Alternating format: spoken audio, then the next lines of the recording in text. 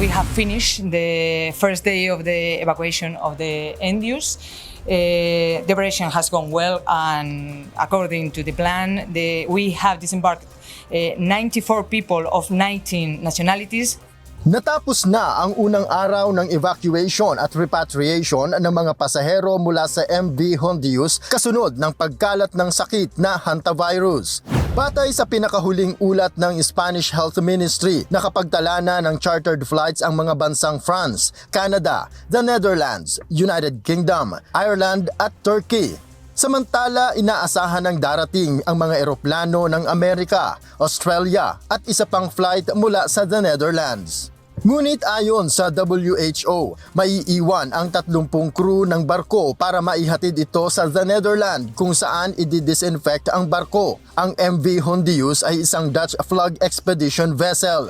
Nangako naman ang WHO na may kaukulang suportang medikal ang maiiwang mga tripulante upang masubaybayan din ang kanilang mga kalusugan.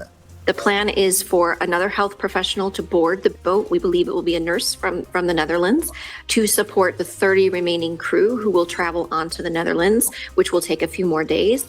And then once it docks in the Netherlands, there will be a full disinfection of the boat.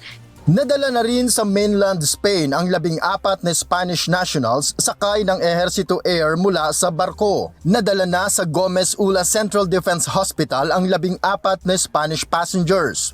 Sa France, inaasikaso na ang 5 mamamayan nila sa posibleng impeksyon. Sinabi rin ni French Prime Minister Sebastian Lecornu na maglalabas siya ng kautusan kaugnay ng mahigpit na isolation measures sa makakausap at makakasalamuha ng 5 pasahero. Isaan niya sa mga dumating ang kinakitaan ng sintomas. Nakauwi na rin ang mga pasahero ng Canada. Ang mga evacuee naman sa Amerika ay dadalhin muna sa Omaha Quarantine Facility sa Nebraska upang doon obserbahan. All of these passengers will be monitored for symptoms. They're all well at this time and will be coming to us for monitoring. We have protocols in the quarantine unit that provide for safe care of these persons. If an infection is noted, if the symptoms become positive, then we're also well equipped to get those patients safely transferred to the biocontainment unit.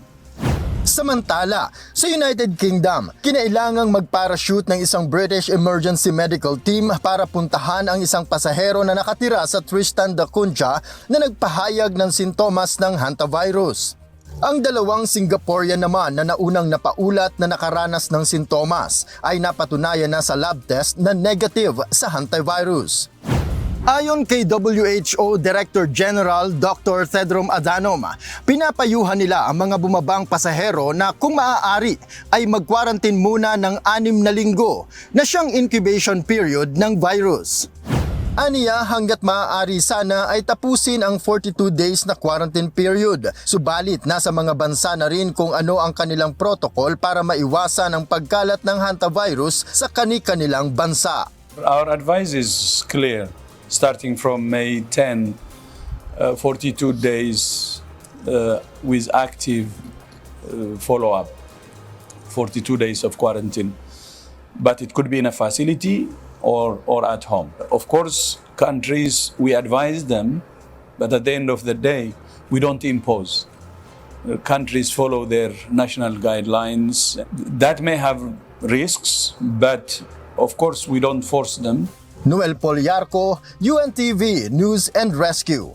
Diyos ang aming sandigan, serbisyo publiko ang aming pinahahalagahan.